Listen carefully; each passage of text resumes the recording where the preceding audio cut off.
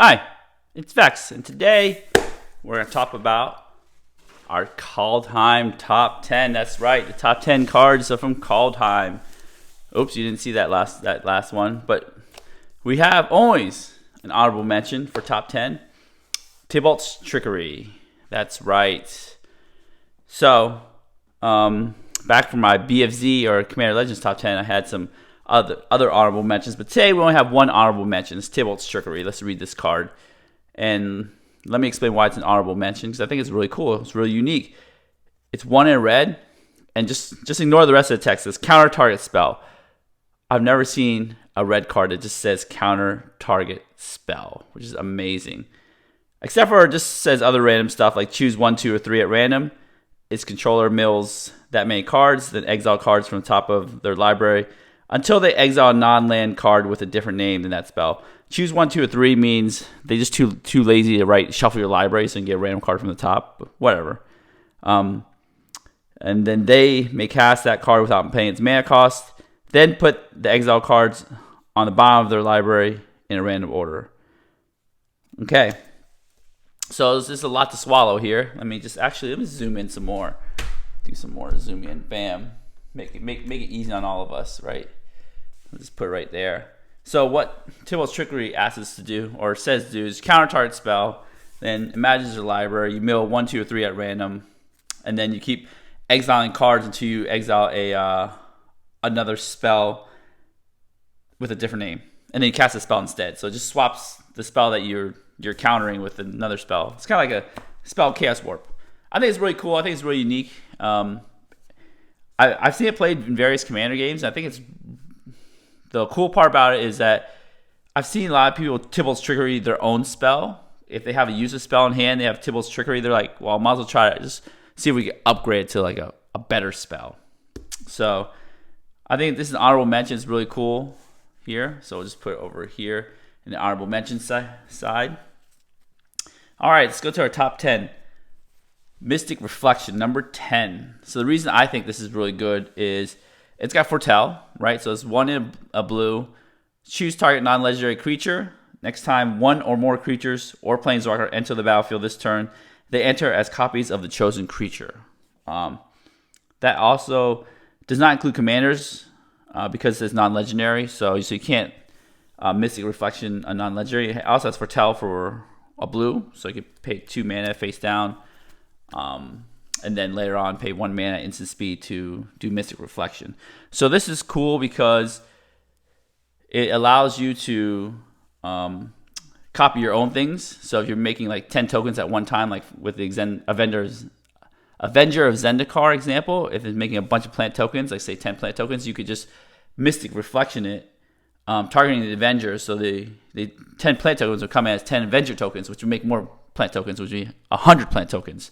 So you can do that to your own tokens, or what you could do is essentially, if your opponent's playing Elvish Norn, you're like, no, I don't want to give you an Elvish Norn. I'll Mystic Reflection it onto like a Mana Dork. So it comes into play as a Mana Dork. So it's really powerful. It's like a huge gotcha moment, but you can also use it for your own deck. So that is number 10 on our list. Number 9 is an obvious one, right? We have the Pathway lands here. Let's see if I can fit them on screen here.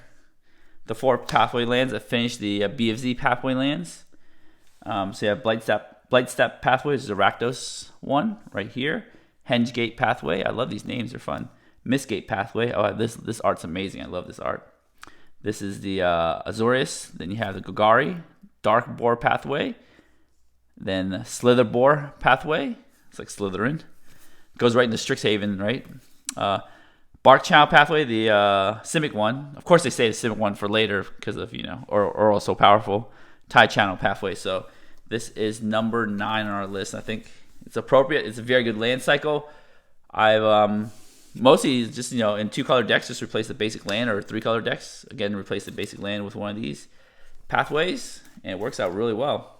But, remember, there are cases where running basics are better, as in if you get Blood Moon or Back to Basics and stuff like that. Basics are still, fetchable, searchable with Farseek, Cultivate, stuff like that. So, all right. Oh, you know what? Let's get a dice here, because sometimes we forget what number we're on. So That's 10, 9, 8. So we are number 8 right there. Put that dice there. Number 8, Masswood Nexus. So this adds to the conspiracy and the arcane adaptation set of cards where you have tribal. And then this deck actually adds more changelings to the mix, so it's really cool. And as you can see, my Magda deck tech, this is a very powerful card. You pay 4 mana, and essentially creatures you control are every creature type, so essentially they're all changelings. The same is true for creature spells you control and creature cards you own that aren't on the battlefield. So what this is really powerful is that, let's just read the rest text. You pay 3, tap it, and create 2/2 blue. The creature's blue. Shapeshifter, creature token with changeling, which is it's every creature type. This is cool because, like, let's say if you saw my Magna deck tech, if you tap a dwarf, you make a treasure, and then you sack 5, you can search your library for a dragon or artifact. The cool part is that all creature cards you own are now dwarves and dragons. So you can tap a dragon with Magna on board and make a treasure because it's also a dwarf because of Masswood Nexus. So it's very cool ability here. All right, so number 7, Burning Rune Demon. This card is really powerful. It's cheaper than Runescar Demon, which is a demonic tutor on a stick. Burning Rune Demon, I guess that's why the name's so close, is 4 black, Demon Berserker. Let's read it real quick here. Flying. When Burning Rune Demon enters the battlefield, you may search your library for exactly 2 cards not named Burning Rune Demon that have different names. So essentially 2 cards, different names that are not this guy. If you do, reveal those cards, and opponent chooses one of them. Put the chosen card into your hand and the other into your graveyard, then shuffle your library. So the cool part about it is you can always get, like, let's see, if you play a demon deck, you can get like Unburial Rites in the demon. So they'll probably give you the more expensive demon because it costs you more mana than the Unburial Rites. But if you put the Unburial Rites in the graveyard, you can Unburial Rite something else. So either way, you're getting that demon. I think it's more or you can choose 2 removal spells or 2 creatures that are similar. So it's really cool, and it also helps put things in your graveyard if you're that have graveyard synergies. So I think this is really good demon. It goes in Kalia decks as well. All right, number 6, and this is definitely a very controversial card here. Raven Form. Okay, let's just put this in a pile here. Raven Form here. So why this is controversial is this is a 2 and a blue. It's a sorcery. Exile target artifact or creature. Its controller creates a 1/1 blue bird creature token with flying. It's got foretell for 1 blue. So the reason this is very interesting is that it exiles an artifact. There is no other blue spell, no precedent for blue to exile an artifact. I feel like this is a color break, not even a bend. It's a full-on break. And Mark Rosewater has been on the record saying this should have been a white card because this would be perfect in color pie for white and actually be a really good white card. There's like Pongify and Rapid Hybridization, which exiles creatures and turns into 3/3 beast frogs or whatever. So there's precedent for blue to do that. There's also Reality Shift. But man, exile an artifact and turn it to 1/1 bird, that's like so good for blue. Before, when you play against a Grixis deck, sorry, you can't mess with enchantments. And in Zendikar Rising, they had Feed the Swarm, which kills enchantments. So now you can kill enchantments. So when you're playing with a Simic deck, or not Simic deck, a Dimir deck, you knew they couldn't mess with artifacts until now. So you have Feed the Swarm and Raven Form in a Dimir deck, and now you have outs to artifacts and enchantments. I mean, besides Cyclonic Rift and stuff like that. So this is a very powerful card, and it's only common too. So next here we have number 5, and we have a bunch of creatures here. There's a lot of legendary creatures that are really powerful, but number 5, Valkyrie, God of Lies. I think Valkyrie's really powerful because, again, Valkyrie's flexible because there's also Tybalt, Cosmic Imposter. Now we're talking in the context of EDH because I know this guy has caused a scene in Modern and Legacy before the Cascade rules changed, but not anymore. So let's read Valkyrie, God of Lies. It's 1 in black. And the cool part about this is it's really good multiplayer because when Valkyrie enters the battlefield, each opponent reveals their hand. So each opponent, so all three of them, then for each opponent, exile a creature card revealed this way until Valkyrie leaves the battlefield. Okay, that's cool.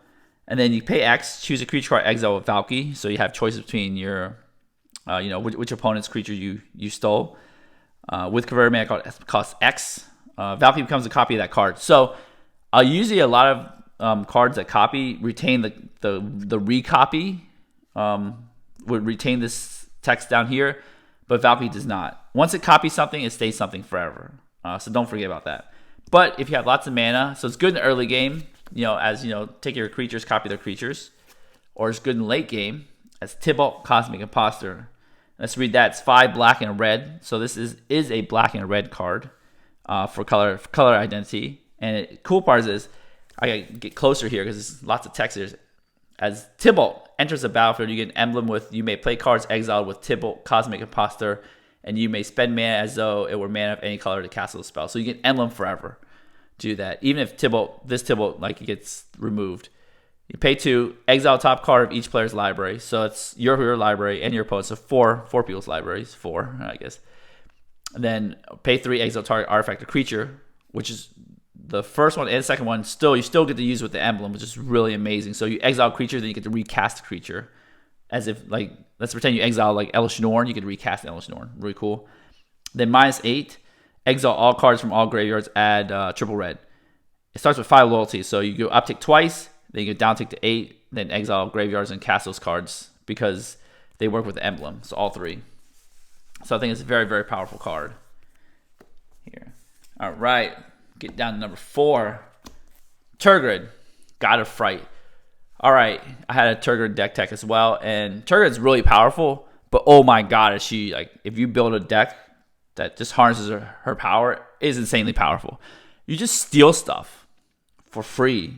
Your whole deck revolves around stealing stuff and protecting Tergrid. It's just crazy how much value Tergrid has. So let's read it first. 3 black. Menace. Why not just staple on that keyword? Didn't really need it. I mean, I'm not attacking with Tergrid ever. I don't want Tergrid to die. I don't want to risk her dying. Just keep her in the back. It says, whenever an opponent sacrifices a non-token permanent or discards a permanent card, you may put that card from a graveyard onto a battlefield under your control. Note that when your opponent sacrifices their commander, they have a chance to take it into the command zone, so you can't really steal commanders unless they want you to, which is weird. Same thing for discarding commanders and such, but you steal everything else. And then her thing is her flavor text. Fear is her one true companion. Not only that, you get Tergrid as a commander. Tergrid 9/9 is really good anyways in some aristocrat style decks. So you also get the backside too, which if you have infinite mana or a mana outlet, you pay 3 and a black. Legendary artifact. Target player loses 3 life unless they sacrifice a non-land permanent or discard card. So it's kind of like a mini, Tournament of Hailfire. The cool part is you can pay 3 and a black and untap Turgid's Lantern. So that's pretty crazy. You can cast this from the command zone. Again, this one card has the same command tax. So if you cast Turgid and Turgid dies, you have to pay 2 extra to cast Turgid's Lantern. But once you cast it, you can just tap it and do the ability, and then pay 4 untap and do the ability again. So it's really nasty, this card is. It's very powerful. They have built very, very powerful commander cards. The thing that's holding it back is that it is a monocolored commander, so you have less cards to access. So they have... I really like that they built really powerful monocolored commanders because they've built, recently really powerful multicolored commanders. So that's nice. Next one is Magda, Brazen Outlaw. Again, as you see my Magda deck tech, this Magda is very powerful. I actually depowered my Magda deck a little bit because she's really powerful. You generate tons of treasures. Magda is like a ramp spell, a lord, and a demonic tutor planar bridge type combo on a commander that costs 2 mana to cast. So to recast it for 4, recast it for 6, it's really easy. When you attack with Magda, you make a treasure, and then you get tutor for dragons or artifacts. I think what really makes this card so powerful is that it can tutor for an artifact. There's so many powerful artifacts out there. I think if it's just a dragon, it'd be more fair. I think if or it tutors into your hand, it's more fair. or tutor as a sword. Like they could have added a lot of things to make it a little bit more fair. But man, Magda is so powerful. You just, I don't know. It's just it is. I had to depower it because I was on. Usually I like tutoring for Blightsteel Colossus, which you can do with Magda, and that's just so nasty. My playgroup is not liking it, so Magda's there. Number 2, Vornclex, Monstrous Raider. All right, and this is not for as much power reasons as it's for like casual players liking this a lot, and I really like it because we finally have a doubling season in our command zone. Now it's a half doubling season. It doesn't double tokens, but it doubles counters, and it halves counters too. So it's weird because it's like, let's read Vornclex anyways. And I never read Magda anyways, but you guys get the drift what Magda does. Let's read Vornclex. Vornclex is 4 green. It's finally a Phyrexian Praetor. It's got the Phyrexian logo in the back. Trample Haste. So not only does, it's got 6/6 Trample Haste, which is insane for its stats already. It's got, if you would put 1 or more counters on a permanent or player, you put twice that many of each of those kinds of permanent counters on that permanent or player instead. And then if an opponent would put 1 or more counters on a permanent or player, they put half that many of each of those kinds of counters on that permanent or player instead, rounded down. So if they put 1 counter, they get 0 counters. If they put 2, they get 1. If they put 3, they get 1. So it's just really cool. I mean, you can play like there's so many ways to take this. You have a green Super Friends deck. Again, what's holding it, the power level, keep it power level in check is it's monocolored. So I like that they're pushing monocolored commanders instead of trying to always push these multicolored commanders. And then you can have a +1/+1 counters deck. You can have an infect deck. You have lots of this. Thing's like an amazing card. Kind of like goes in a role of like Atraxa, but mono green Atraxa like deck with counters and such. So I really like Vornclex. I think it's a really cool casual card, very powerful. It have doubling season in your command zone. But our number 1 card, the card that is I think designed specifically for commander, like upside down, the World Tree. This World Tree was designed 100% for commander. I'm not gonna lie. What it does is enters the battlefield tapped to add a green, wherever. So as long as you control 6 or more lands you control have add 1 mana of any color, chromatic lantern text. So if that was all the text that was there, this is insane. This is an auto include in every 5 color deck. Like if you have a 5 color deck and you don't have this card, you're not doing it right. Period. This is basically a rainbow land.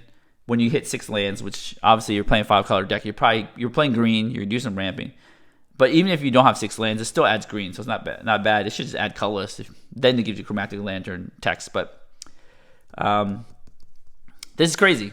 This is EDH playable. And then what you have is you have the Progenitus cost, which is white, blue, black, red, green. Sack the World Tree. Search your library for any number of God cards. Put them onto the battlefield. Then shuffle your library. That text is really irrelevant for most 5 color decks. I mean, I built a Sika God deck, but this is insane. Like Chromatic Lantern costs 3. This costs like ETB tapped 1 mana, right? And a land drop. Like bam, you enter a battlefield tapped. Everything becomes a Chromatic Lantern ability. This is crazy. I think they need to stop printing cards like this. Like this essentially turns your 5 color deck into, you have Command Tower, you have Soul Ring, you have Arcane Signet. Now you have World Tree. I would argue you also have Exotic Orchard. Like those are, auto-include decks. And the more auto-include cards you have, it takes away from Commander as an identity. I mean, you don't have to include it in 5 color, but, let's be honest. Like you'd be wrong to not put it in a 5 color deck. Like it should be in 100% of every 5 color deck. It's just that powerful. Because it's not like over powerful where it's like you win the game. It's just color fixes like an insane amount. Anyways, so that's my Kaldheim top 10. Give me your comments on that in the comment section below if you have a different opinion. I forgot. I think Orval should have been in this deck too, but 10 cards is hard to fit I think I love doing these top 10s, but I actually don't. I know a lot of channels do these top 10s, ahead of the time when you can even acquire the cards, and it's a little. It's to me, I feel like it's a little selling out a little bit because, hey, you never really played with these cards. You can imagine what the top 10 is, but I've played with these cards. I made decks of these cards. You can see I made these decks. I've made this deck, but I haven't done deck tech yet. I've used the World Tree, made a God deck. I've put Ravenform in a deck. I put these in a deck, so I've used these cards. That's how I know, right? And I watch people play these cards too, so that's why I take time doing my top 10. But anyways, I'm done rambling. And if you enjoyed the video, give it a thumbs up, smash the subscribe button, hit the notification bell. I have my TCG affiliate link, down in the description below. If you want to help support the channel, and as always, have a wonderful day.